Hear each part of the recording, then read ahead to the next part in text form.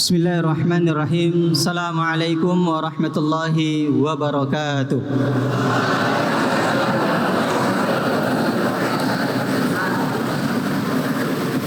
Innal hamdalillah nahmaduhu wa nasta'inuhu wa nastaghfiruh wa na'udzu billahi min shururi anfusina wa min sayyiati a'malina. من يهده الله فلا مضل له ومن يضلله فلن تجد له وليا مرشدا أشهد أن لا إله إلا الله وأشهد أن محمدا عبده ورسوله لا نبي بعد أما بعد قال جل وعلا في كتابه الكريم أعوذ بالله من الشيطان الرجيم يا أيها الذين آمنوا اتقوا الله حق تقاته ولا تموتن إلا وأنتم مسلمون وقال يا أيها الذين آمنوا كتب عليكم الصيام كما كتب على الذين من قبلكم لعلكم تتقون وقال النبي صلى الله عليه وسلم في الحديث من صام رمضان إيمانا واحتسابا غفر له ما تقدم من ذنبه وفي حديث الآخر من قام رمضان إيمانا واحتسابا غفر له ما تقدم من ذنبه أيها الطلبة رحمني ورحمكم الله جميعا Alhamdulillahirabbil alamin. Pada sore kali ini di Ramadan yang ke-11 Allah masih melimpahkan segala nikmat dan karunia-Nya kepada kita semua sehingga kita masih dapat melaksanakan ibadah shaum Ramadan. Kita masih dapat melaksanakan ibadah qiyamul lail. Kita masih dapat melaksanakan ibadah-ibadah sunnah seperti qiraatul Quran, murajaatul Quran, wa hifzul Quran dengan nikmat dan karunia Allah yang sungguh besar kepada kita semua. Dapat kita lihat di luar sana, khususnya saudara-saudara kita di Gaza, saudara-saudara kita di Palestina. Begitu banyak saudara-saudara kita melaksanakan ibadah shaum Ramadan, melaksanakan puasa Ramadan tapi dengan tidak penuh dengan kenikmatan. Maksudnya di sini apa? Seperti kita ketahui bahwa saudara-saudara kita yang berada di Palestina sana, yang berada di Gaza masih dalam kondisi yang kurang baik. Masih dalam kondisi peperangan. Jadi sudah seharusnya, sudah senantiasanya kita sebagai muslim dan khususnya muslim di negara Indonesia ini melaksanakan ibadah shaum Ramadan dengan tenang, melaksanakan qiyamul lail dengan tenang. Jadi sudah sepantasnya dan seharusnya kita bersyukur kepada Allah Subhanahu wa taala segala nikmat yang telah dilimpahkan oleh Allah Subhanahu wa taala kepada kita semua. Salam dan salam kita hadiahkan buat junjungan alam yakni Nabiyuna Muhammad sallallahu alaihi wasallam. Allahumma salli ala Muhammad wa ala ali Muhammad. Ayuhat talaba rahimani wa rahimakumullahu jami'an. Pada pertemuan kali ini, pada sore kali ini kita akan membahas suatu tema yang berjudul tentang 3 amalan terbaik selama di bulan Ramadan. Seperti kita ketahui bahwa sudah beberapa hari ini kita melaksanakan ibadah shaum Ramadan. Ramadan mengajarkan kepada kita bahwa menahan segala hal yang dapat membatalkan puasa, yaitu dari mulai terbitnya fajar, mulai dari subuh hingga terbenamnya matahari, yaitu pada waktu maghrib. Ramadan mengajarkan kepada kita bahwa bagaimana menahan diri, bagaimana menahan hawa nafsu, dan khususnya bagaimana menahan lapar dan haus yang kita rasakan pada siang hari.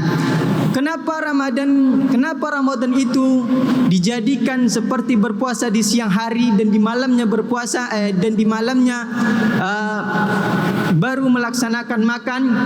Karena Nabi SAW ingin mengajarkan kepada kita bahwa bagaimana rasanya saudara-saudara kita, saudara-saudara seiman kita yang kurang mampu, yang tidak mampu melakukan atau tidak mampu untuk menghidupi kehidupan sehari-harinya. Maka Nabi SAW, Allah memerintahkan Nabi SAW dengan memberikan 1 bulan khusus kepada umatnya, yaitu kepada kita umat Nabi SAW. Kalau kita lihat kepada umat-umat Nabi yang terdahulu, bagaimana Allah memberikan suatu ampunan atau suatu taubat kepada umat-umat yang sebelumnya. Kita ambil contoh dari umat Nabi Lut. Bagaimana Allah memberikan taubat, bagaimana Allah memberikan ampunan kepada umat Nabi Lut. Sebagaimana kita ketahui bahawa umatnya Nabi Lut adalah kaum Sodom yang menyukai sesama jenis. Maka bagaimana Allah memberikan ampunan kepada kaum Lut dan bagaimana Allah memberikan cara taubat kepada kaum Nabi Lut, maka Allah membalikkan suatu daerah tersebut dari yang atas menjadi ke bawah dan semuanya menjadi binasa. Maka itu salah satu cara Allah Subhanahu wa taala memberikan ampunan kepada kaum Nabi Lut. Kemudian kita lihat contoh kepada kaum Nabi Musa. Bagaimana Allah Subhanahu wa taala memberikan ampunan, bagaimana Allah memberikan maghfirah, bagaimana Allah membuka pintu taubat kepada kaum Nabi Musa. Maka Allah Subhanahu wa taala memerintahkan kepada Nabi Musa alaihissalam untuk semua kaumnya bunuh diri. Maka dengan cara bunuh diri tersebut Allah akan mengampuni dosa-dosa kaum Nabi Musa alaihissalam. Kemudian contoh yang lain, kita ambil contoh dari kaum Nabi Hud, kaum Nabi Nuh. Bagaimana kaum Nabi Nuh Allah mengampunkan, bagaimana Allah memberikan maghfirah kepada mereka. Maka Allah mendatangkan faidon. Apa makna faidon?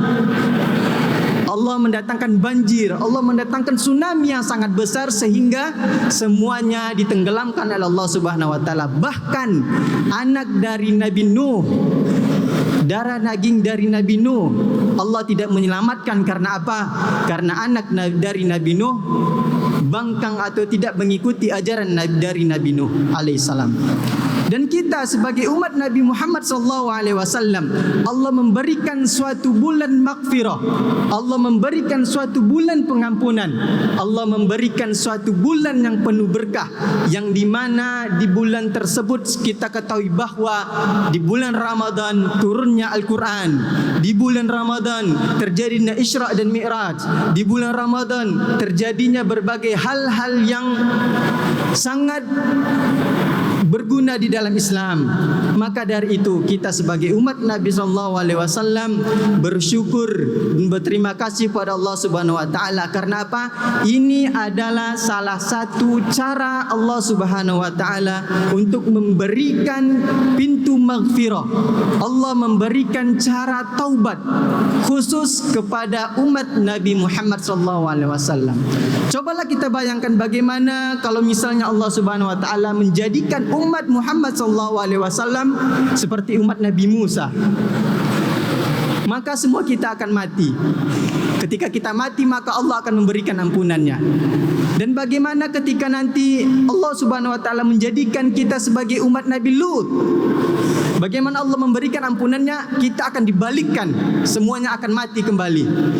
Kemudian bagaimana nanti kalau misalnya Allah Subhanahu wa taala menjadikan kita sebagai umat Nabi Nuh alaihissalam?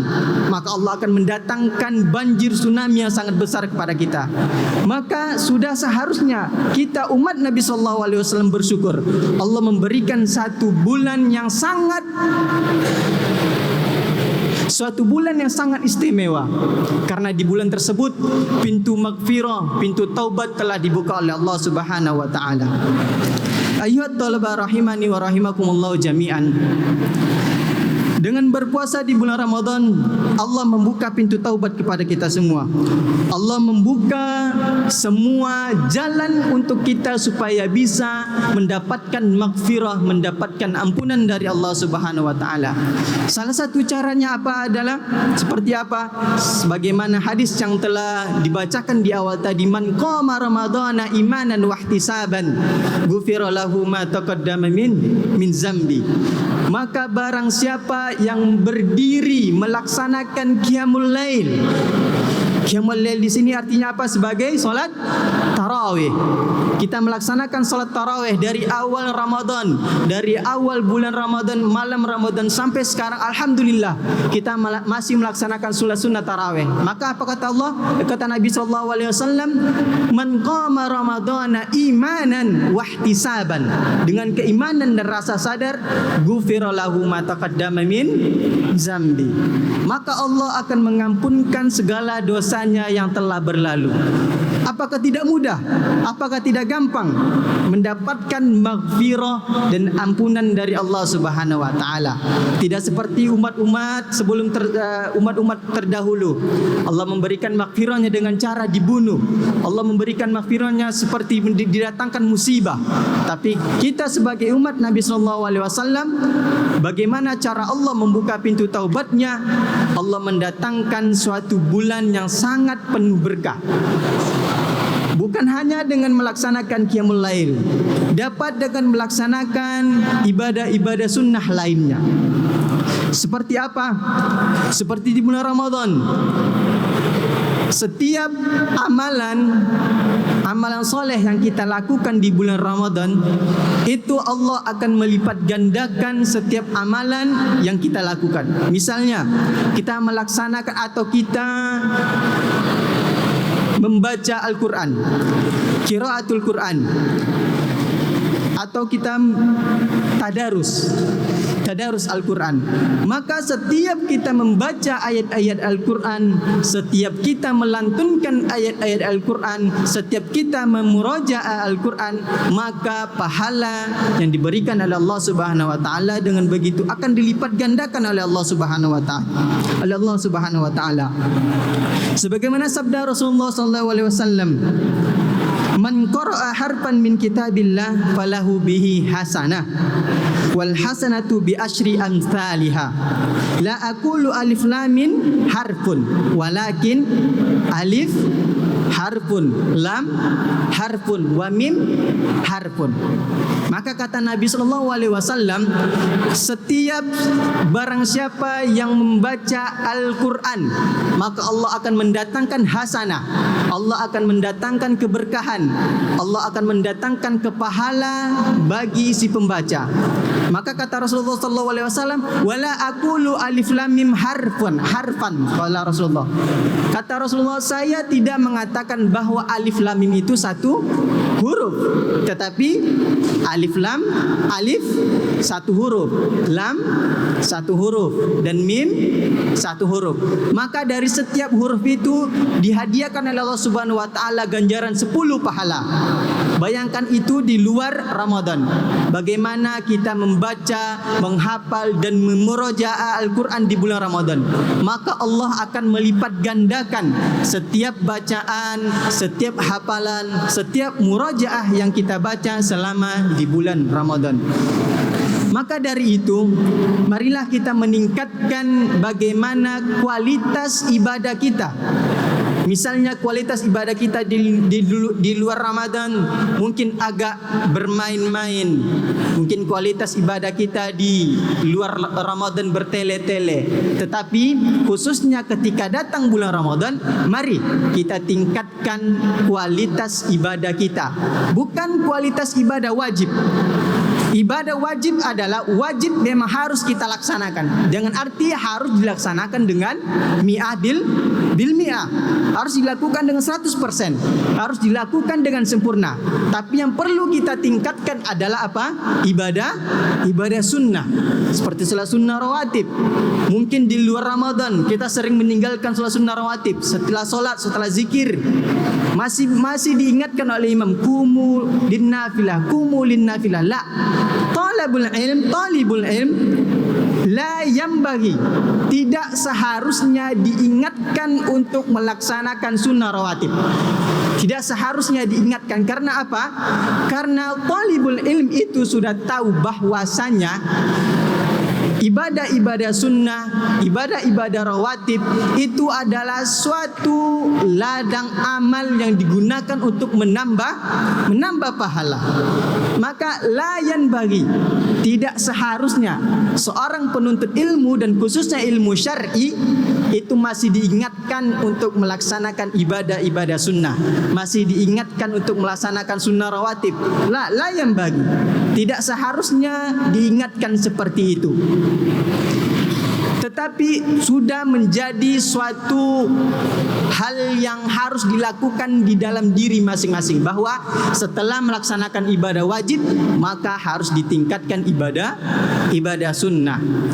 Maka seperti itu, ketika datang bulan Ramadan kita tingkatkan kualitas ibadah kita, khususnya adalah ibadah-ibadah sunnah seperti melaksanakan salat sunnah rawatib, kemudian qiraatul Quran.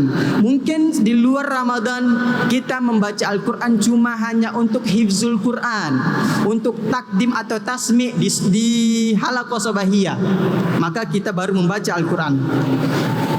Tetapi ketika di bulan Ramadan maka kita harus meningkatkan kualitas ibadah, yang khususnya kualitas ibadah sunnah seperti membaca Al-Quran. Maka kita tingkatkan setiap telah melaksanakan salat wajib, zikir, kemudian salat sunnah rawatib, maka sempatkan 5-10 menit melakukan membaca Al-Quran, dan diusahakan minimal selama puasa Ramadan 30 hari minimal kita harus mengkhatamkan 1 kali Al-Quran. Kalau kita melihat contoh-contoh kepada ulama-ulama terdahulu, sahabat-sahabat terdahulu, ketika datang bulan Ramadan itu berlomba-lomba untuk melakukan ibadah. Melakukan ibadah apa? Melakukan ibadah yang sunnah, karena ibadah wajib itu sudah harus dilaksanakan mi'ah bil mi'ah, harus dilaksanakan 100%, tetapi berlomba-lomba melaksanakan ibadah sunnah seperti qiraatul Quran. Kita ambil contoh sebagai ulama-ulama terdahulu, bahkan sampai menghatamkan Al-Quran sebanyak 30 kali di dalam bulan Ramadan, dengan berarti 1 hari 1 kali hatam Al-Quran. Nah, kita mengambil contoh kepada ulama-ulama terdahulu, minimal kita harus mengkhatamkan Al-Quran selama bulan Ramadan itu sebanyak satu kali. Harus diusahakan minimal mengkhatamkan Al-Quran 1 kali. Caranya gimana? Kita kemarin ini Ustaz ikhtibar, besok juga dawam. Bagaimana caranya? Maka itu tadi, ketika azan berkumandang maka jangan ada yang berleha-leha, jangan ada yang bermain-main di luar. Ketika azan berkumandang, wudu, masuk salat sunnah rawatib, kemudian sambil menunggu azan membaca Al-Quran. Baca Al-Quran sambil menunggu iqamah untuk dilaksanakannya ibadah solat wajib. Lakukan terus-menerus selama 5 waktu di bulan Ramadan. InsyaAllah antum akan bisa menghatamkan Al-Quran minimal 1 kali selama bulan Ramadan. Ahiyat talaba rahimani wa rahimakumullahu jami'an. Begitu banyak ibadah, begitu banyak hal yang berkesan di diri kita masing-masing ketika datangnya bulan Ramadan. Kita meningkatkan kualitas ibadah kita meningkatkan kualitas keimanan kita meningkatkan kualitas ketakwaan kita kepada Allah Subhanahu wa taala. Tapi dalam pertemuan kali ini Ustaz akan menyampaikan 3 hal yang harus selalu berkesan di dalam diri kita masing-masing ketika nanti telah perginya Ramadan, ketika Ramadan telah meninggalkan kita, karena kita telah melaksanakan Ramadan beberapa hari. Maka untuk kedepannya ketika Ramadan telah meninggalkan kita, maka ibadah ini atau sifat ini berbekas di diri kita, tinggal di diri kita, sehingga kita melaksanakan ibadah-ibadah tersebut dengan istiqomah, melaksanakan ibadah-ibadah tersebut dengan khusyuk, melaksanakan ibadah-ibadah tersebut dengan tenang. Apa 3 amalan tersebut? Yang pertama itu adalah istiqomah. Yang pertama apa? Istiqomah. Istiqomah ini adalah suatu hal yang sangat susah dilakukan kepada diri kita masing-masing. Suatu hal yang sangat susah untuk diterapkan di diri kita masing-masing. Karena istiqomah ini tidak bisa hanya dilakukan dalam satu waktu, tidak hanya bisa dilakukan dengan sekali waktu, tapi harus dimustamir, harus diterus meneruskan. Sebelum kita lanjut istiqomah, ma makna istiqomah? Istiqomatun ma ismun au fi'lun. Istiqomatun ismun au fi'lun. Ismun au fi'lun. Fi'lun. Istiqomatun fi'lun. Ismun. Limada ismun? Ma alamatu ismun? Tanwin. Istiqomatun. Tanwin menjadi salah satu tanda bahwa kalimat itu atau kata itu adalah isim. Istiqomatun au al-istiqomah. Alif lam juga merupakan salah satu tanda bahwa kalimat itu isim. Istiqomatun au al-istiqomah. Ma fi'lu min istiqomatun. Ma fi'lu min istiqomatun. Ahsanta Hasan. Istaqoma yastaqimu istiqomatan. Nah, jadi istaqoma yastaqimu istiqomatan. Jadi fi'il dari istiqomatun itu adalah istaqoma. Ma makna istaqoma? Ma makna istaqoma? Ihdinas siratal mustaqim. Ma makna istiqomah? Nah, istiqomah lurus, tidak berbelok-belok. Maka istiqomah, qala Ibnu Qayyim, al istiqomatu tata'allaqu bil aqwal, tata'allaqu bil af'al, tata'allaqu bil ahwal, wa tata'allaqu bin niyyah. Jadi istiqomah itu terdiri dari 4 hal ini, qala Ibnu Qayyim rahimahullah. Yang pertama itu adalah apa? Bil aqwal. Yang pertama itu istiqomah itu berkaitan dengan akwal. Akwal jama' mufrad. Jama' mufrad. Jama' mufrad min qaulun. Akwal. Jadi hal yang pertama mengikat istiqomah itu adalah akwal, perkataan-perkataan. Maksudnya apa? Kita istiqomah dengan perkataan kita. Ketika kita berkata A, maka harus dilaksanakan A. Ketika kita berkata B, maka harus dilaksanakan B. Maka seperti itu kata Ibnu Qayyim. Pertama itu berkaitan dengan akwal, berkaitan dengan perkataan-perkataan kita. Apa yang kita katakan, maka itu yang kita laksanakan. Ramadan juga mengajarkan kita akwal, kita mengajarkan perkataan-perkataan yang jujur. Kalau masih ada santri-santri Al-Irsyad ketika bulan Ramadan siang harinya berpuasa masih bohong, masih suka bohong, maka itu saum Ramadannya harus dipertanyakan. Saum Ramadannya alamatu istifham, harus dipertanyakan. Kenapa ketika datang bulan Ramadan masih suka berbohong, masih suka melakukan perkataan-perkataan yang fahish? Itu maka saum Ramadannya alamatu istifham, menjadi tanda tanya. Maka Ramadan itu tidak berkesan di dalam dirinya, tidak ada sedikit pun kesan di dalam dirinya, tidak ada bekas sedikit pun di dalam dirinya saum Ramadan. Karena apa? Karena tidak istiqomah dengan perkataannya, masih melakukan hal-hal yang tidak seharusnya dilakukan, masih berbohong, masih berkata perkataan yang tidak seharusnya. Padahal santri thalibul ilm yang ilmu syar'i. Maka dari itu Ramadan mengajarkan kita yang pertama istiqomah. Istiqomah yang pertama untuk di dalam hal apa? Di dalam perkataan. Maka Ramadan mengajarkan kepada kita untuk senantiasa berkata baik dan berkata jujur. Dan mudah-mudahan dengan perginya Ramadan nanti, dengan ditinggalkannya kita oleh Ramadan, al-istiqomah bil aqwal ini berkesan dan melekat di dalam diri kita masing-masing. Itu yang pertama. Kemudian istiqomah yang kedua apa kata Ibnu Qayyim? Al istiqomah bi tata'allaqu bil af'al. Af'al jama' mufrad. Af'al jama' mufrad. Jama' mufrad min fi'lun. Fi'lun artinya pekerjaan atau kata kerja. Maka istiqomah itu adalah yang berkaitan dengan pekerjaan, dengan kegiatan kita sehari-hari. Kalau masih ada santri-santri Al-Irsyad ketika syahrul Ramadan, ketika bulan Ramadan siang harinya masih melakukan hal-hal atau pekerjaan yang tidak jelas, yang ghairu wadih, yang pekerjaannya tidak ada hasilnya. Misalnya apa? Membuang sampah sembarangan.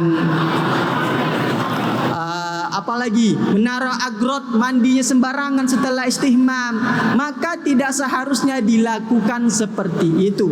Karena apa? Karena Ramadan mengajarkan kepada kita bahwa beristiqomah, berteguh pendirian dalam perbuatan. Maka ketika datang bulan Ramadan, lakukanlah hal-hal yang bermanfaat. Lakukanlah, isilah waktu itu dengan hal-hal yang bermanfaat. Qiraatul Quran, zikir, murajaah durus misalnya. Maka lakukan hal-hal tersebut. Karena apa? Nanti ketika ditinggalkannya kita oleh Ramadan, itu berbekas di dalam diri kita masing-masing. Itu yang kedua. Kemudian yang ketiga kata Ibnu Qayyim, al istiqomah itu tata'allaqu bil ahwal.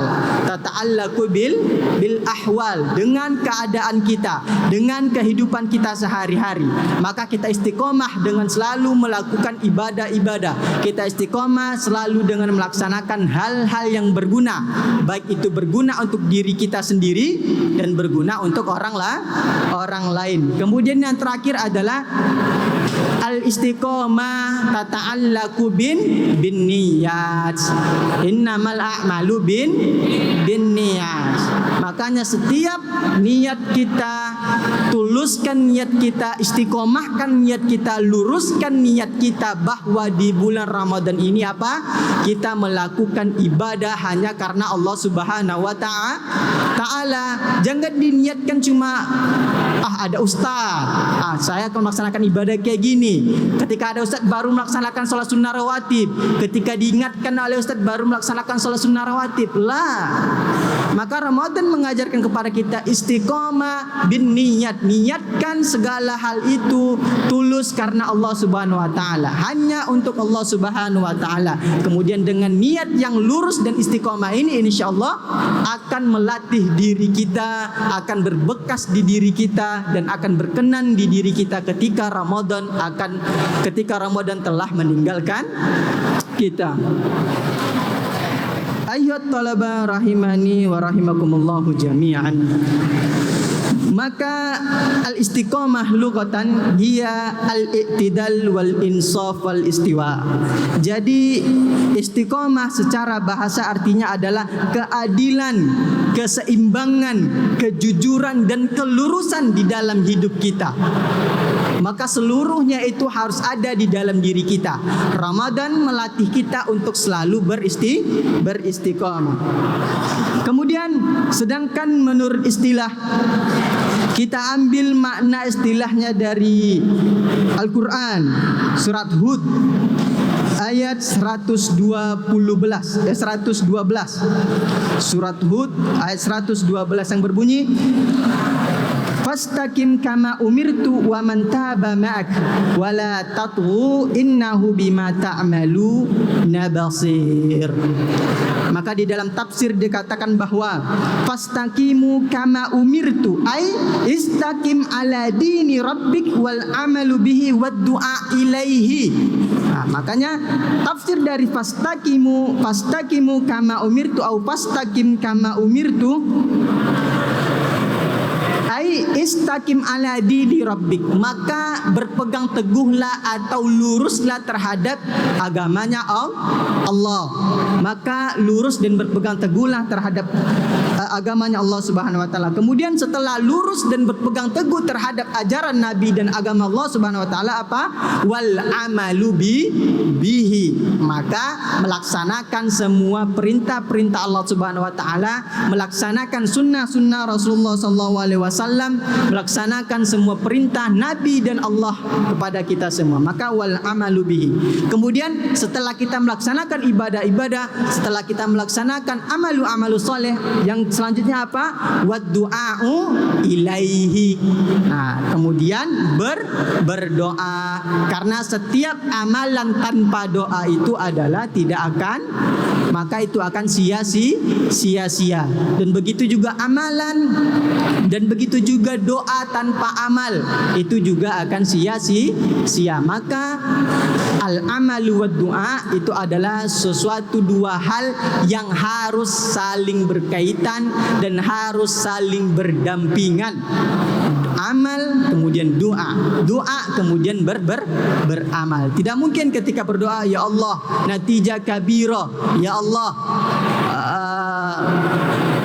enggak ikut tikrar, tapi tidak ada amal bihi, tidak memurojaah pelajaran, tidak memurojaah Al-Quran, maka otomatis itu tidak akan berkesinambungan. Karena apa? Karena doa duna amal itu sama juga dengan sia-sia. Begitu juga amal bila doa.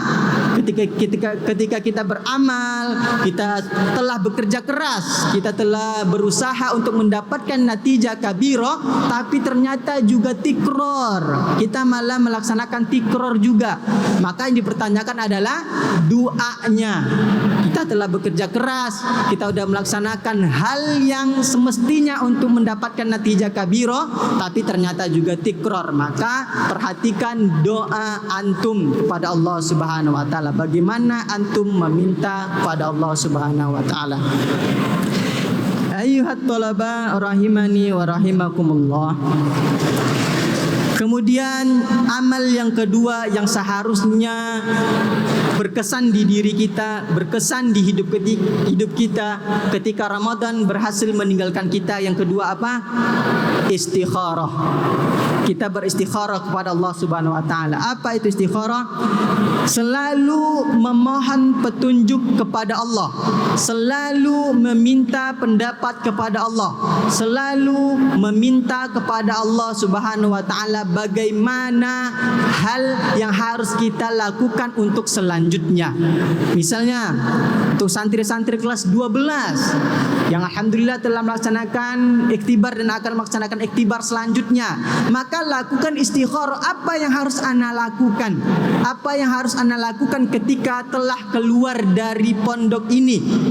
Apakah ana harus masuk ke universitas-universitas negeri, atau haruskah ana ikut atau masuk ke universitas-universitas di luar negeri, khususnya di Timur Tengah? Maka dari itu harus antum melakukan istikharah. Antum harus mengadu kepada Allah Subhanahu wa taala.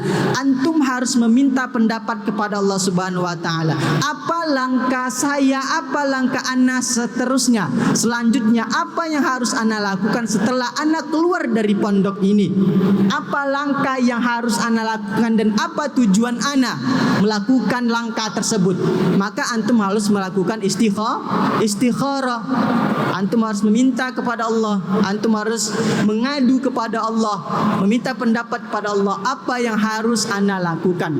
Begitu juga khususnya untuk santri MTW kelas 9. Apakah saya harus melanjutkan MA di sini atau di luar? Nah, jadi antum harus beristikharah kepada Allah Subhanahu wa taala. Apa yang harus ana lakukan untuk langkah selanjutnya? Begitu juga dengan kita. Kita kita manusia yang tidak pernah luput dengan salah. Kita Bani Adam yang tidak ada yang namanya lari dari kata salah. Setiap kita pasti melakukan kesalahan, setiap kita pasti mempunyai salah. Maka kita sebagai Bani Adam yang mempunyai akal, ketika telah melakukan kesalahan, maka jangan sampai jatuh ke dalam lubang yang sama. Jangan melakukan kesalahan yang sama lagi. Apa kata Nabi SAW? Man kana yu'minu billahi wal yawmil akhir falyakul khairan aw liyasmut.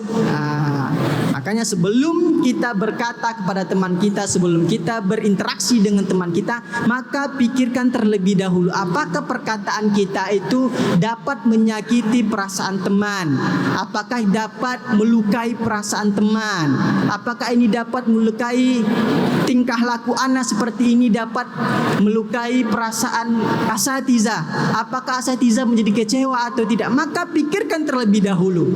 Antum semuanya akil, antum semuanya berakal. Jadi pikirkan terlebih dahulu apa langkah yang harus dilakukan, apa tingkah laku dan perilaku yang harus dilakukan untuk bisa membahagiakan diri antum, orang tua antum dan orang sekitar antum. Itu amalan yang kedua yang harus berbekas di dalam diri kita ketika Ramadan nantinya telah pergi. Kemudian yang terakhir apa? Istighfar. Apa istighfar? Memohon ampun. Kita selalu melakukan istighfar. Setiap telah melakukan ibadah solat, kita langsung istighfar kepada Allah Subhanahu wa taala, memohon ampun kepada Allah Subhanahu wa taala. Astaghfirullah wa atubu ilaih. Astaghfirullahal azim. Dengan kita mengucapkan istighfar, kita memohon ampun kepada Allah Subhanahu wa taala, maka maghfirah dan ampunan Allah Subhanahu wa taala senantiasa menghampiri dan memberikan maghfirahnya kepada kita semua. Istighfar menurut bahasa adalah memohon ampun dan meminta keampunan kepada Allah Subhanahu wa taala. Sedangkan istilah mengintrospeksi diri dan memuhasabah diri dengan niat memohon ampun dan meminta ampun kepada Allah Subhanahu wa taala. Sebelum kita memohon ampun beristighfar kepada Allah Subhanahu wa taala, sucikan niat kita terlebih dahulu. Kita memohon ampun kepada Allah Subhanahu wa taala bahwa saya benar-benar memohon ampun kepada Allah Subhanahu wa taala dengan syarat tidak melakukan hal kesalahan yang sama kembali. Maka sucikan niat dan luruskan niat kita untuk beristighfar dan memohon ampun kepada Allah Subhanahu wa taala. Adapun keutamaan istighfar ini apa? Yang pertama itu dapat menghapuskan dosa kita. Seperti dalam takrifnya yang telah kita sampaikan tadi bahwa istighfar itu memohon ampun, maka otomatis keutamaan dari istighfar itu apa? Dapat mengampunkan dosa-dosa atau menghapuskan dosa-dosa kita. Kemudian yang kedua, mendapatkan kebaikan dunia dan akhirat. Kebaikan dunia, kita misalnya membuat kesalahan kepada asatiza atau membuat kesalahan ke teman kita, kemudian beristighfar kepada Allah dan memohon maaf kepada saudara yang kita lukai. Kemudian yang ketiga, membawa berkah. Dengan kita senantiasa beristighfar kepada Allah Subhanahu wa taala, kita memohon ampun kepada Allah Subhanahu wa taala, maka berkah atau rahmatnya Allah Subhanahu wa taala senantiasa menghampiri kita. Kemudian yang keempat, keutamaan dari istighfar itu apa? Dapat mengabulkan doa, dapat diijabahnya doa. Maka dianjurkan sebelum kita bermunajat kepada Allah Subhanahu wa taala, sebelum kita berdoa kepada Allah Subhanahu wa taala, maka dianjurkan terlebih dahulu untuk beristighfar. Astaghfirullah wa atubu ilaih. Astaghfirullahal azim. Memohon ampun kepada Allah Subhanahu wa taala terlebih dahulu, memuja-muja Allah Subhanahu wa taala dulu, maka baru dilakukannya doa. Kemudian Kemudian yang selanjutnya itu dimudahkan segala urusan. Nah, buat antum yang ketika iktibar misalnya, ketika ulangan, padahal malamnya telah murojaah, malamnya telah belajar bareng, tetapi ketika datang iktibar dan ulangan masih sering lupa, maka perbanyak istighfar. Ketika lupa istighfar, astagfirullah wa atubu ilaih, astagfirullah wa atubu ilaih. Kemudian berdoa kepada Allah, dan mudah-mudahan dengan beristighfar dan berdoa itu, maka ya sesuatu yang kita lupakan itu kembali diingatkan oleh Allah Subhanahu wa taala.